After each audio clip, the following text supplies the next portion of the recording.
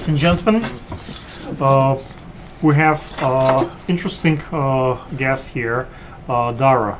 Dara produced a show here in Brooklyn on, I believe, on 26, right? 28? 27. 27. Now you're gonna hear a little bit about the show and what she's capable of, and you should probably come to the show.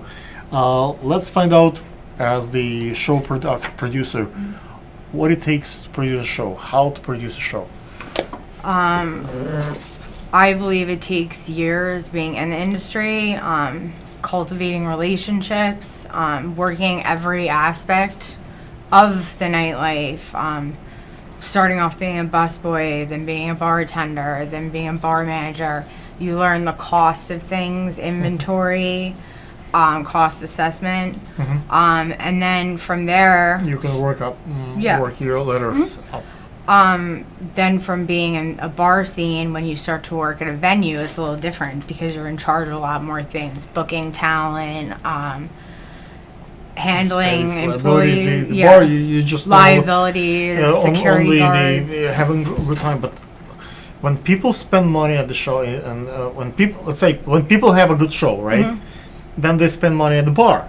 Yeah. If people drinking, then they like the show. So those things kind of connect.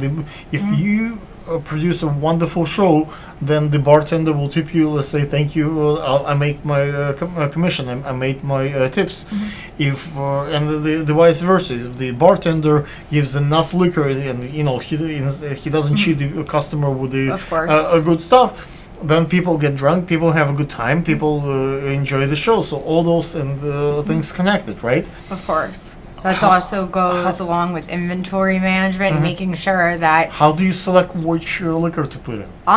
You can't have the bar for everything. So which well liquor, obviously, if you do special like mixed cocktails and you say well liquor, all you can drink, open do you bar, go like the Costco to buy liquor? Where do you get wholesale, always wholesale, yeah. So Costco is not gonna cut it. It's not going to be as cheap, efficient and they don't offer invoicing or so. For example, my distributor, if I get a certain amount of things, the cheaper the price goes down. I see. So they do the invoicing and offer things like that. Gotcha. Our next question is how to sell tickets for the event. What's the best way to promote you on Google, on Facebook, on your friends? How do you sell tickets? What's the best way? I think the first, most important thing is knowing the right people and these people believing in my judgment that this is going to be a good party based on the person I've been for years and what I've attended with them. So having credibility, reputation, of course, influence your friends. Yeah, that you can't just go around and say, "Hey, guess what I know about something." People aren't gonna. They might pay attention, but they would not come physically and spend money. Exactly. Buy tickets. It's the vibe of the show. The artist. The consistency you do consistently, so they know. Oh, every time that lady or Dara produce a show, it's sold out. It's a fun time, so we should come and exactly.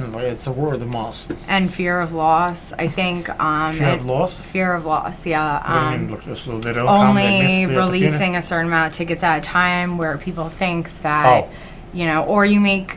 Make it an important commodity. Yeah, for example, with anything in life, if it's too easy to get, like a relationship or clothes, if everyone has it, no one wants it. So you want to make a selective. You want to make it very selective and seem that you're kind of critical in picking people, and this way people feel privileged to come. And okay. What is crucial to have a show? What is the necessary steps? You need to have a bartender, you need to have food, you need to have a venue. What's minimum requirement to have a successful show? Lots of money or a great crew? What are the key components of success? First and foremost, health department you got to handle. You have to make sure that they come in and check off on everything. You have to make sure, so if you're a music venue that's within a neighborhood, you have to make sure there's soundproofing in certain parts. Your certificates, your so if you don't have a liquor license, then you need the caterer's Of course. license. And also, if you have neighbors and such, the event can't go till a certain time unless the neighbors sign off on things Absolutely. like that. And you have to. But in terms of, let's say, would you get, let's say, a DJ? You get just one, or you have 2, 3 on the, like, what if DJ gets sick or doesn't come? Like, how do you? They don't usually do that. I know usually yeah. doesn't happen those things, but you know, life is life. People, Unfortunately, in New York City, when you're you have starting someone on out, standby. no, I mean when you're starting out as a DJ and getting into that, you know, you work these gigs, and a lot of the bars, or they'll offer you and say a percentage of the bar or whatever, and they will not. I've seen it a million times where the DJ's waiting and they're not going to get their money, and this is something they go through all the time. So when you show them that you're reliable and that you're going to give them that money, they're going to put you ahead of other people. I see. Treat everyone. So everybody will have a percentage at the end. So Of it's course. and back end deal is rather than upfront. You guarantee payment no matter what, and that's your piece. I believe showing proof, making a contract, like an agreement in the beginning, saying, okay, you're agreeing to this no matter what.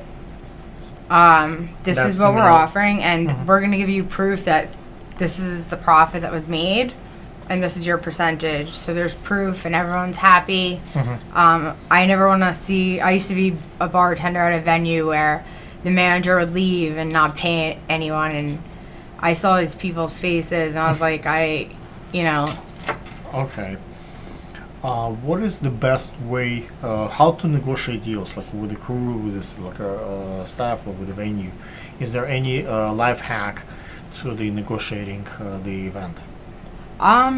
Again, it all has to do with who you know. And for example, at Alpha Space, I started working with them in the beginning because I was looking for event space for a group of DJ friends of mine. And I met the manager there, and we became close. And he kind of said to me, like, what do you think you could do for me with the events? And you know the DJs, you know the artists, and like you know how to set this up, and I know you could figure out the liquor.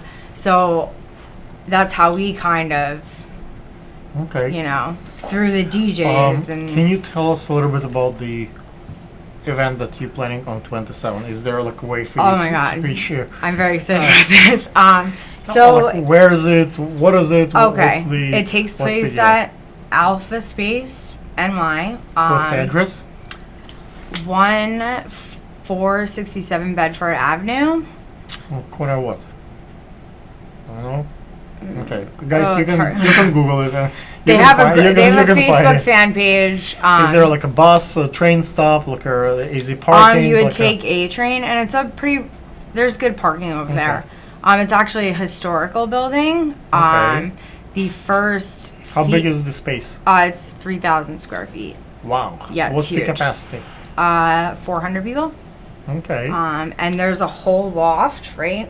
Mhm. And that's where the DJ booth would be. Underneath, that's usually where we place the bar. It's rustic, very exposed brick, quaint place. It was actually How much tickets? the tickets. So we have 2 deals going on right now. There's one which is general admission, and it's $15. It gets you in. And then we have an all-you-can-drink, mixed drinks, and selective domestic beer cans. It's from 8 to 12 that you can. So that's a great deal. How much is that one? $35 35. Wow.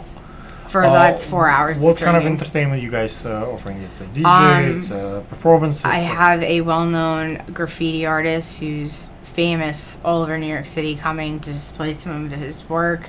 The DJ that I is have, graffiti artist gonna paint something, or he's it's, gonna put up his latest. He just had a gallery opening in NoHo recently. He's gonna display his art. I have artists preparing 4 installations based off. So the party is a Baz Luhrmann Romeo and Juliet meets Brooklyn. So, in that movie, there's a certain aspect where water is the thematic role in the whole movie. Like every part of life, the rebirth, it's Wow. all gonna be installations. It's gonna be a beautiful, like intriguing atmosphere. Guys, you can check out what's the website, how to look up the Facebook page, or how the. You can go to eventbrite.com, and it's the Alpha Space NY venue, and it's the Baz Luhrmann meets Brooklyn event, which is January 27th. It starts at 8 and it ends at 2 p.m. Ladies It's and gonna be gentlemen, great. let's take serious consideration towards this venue. Thank you.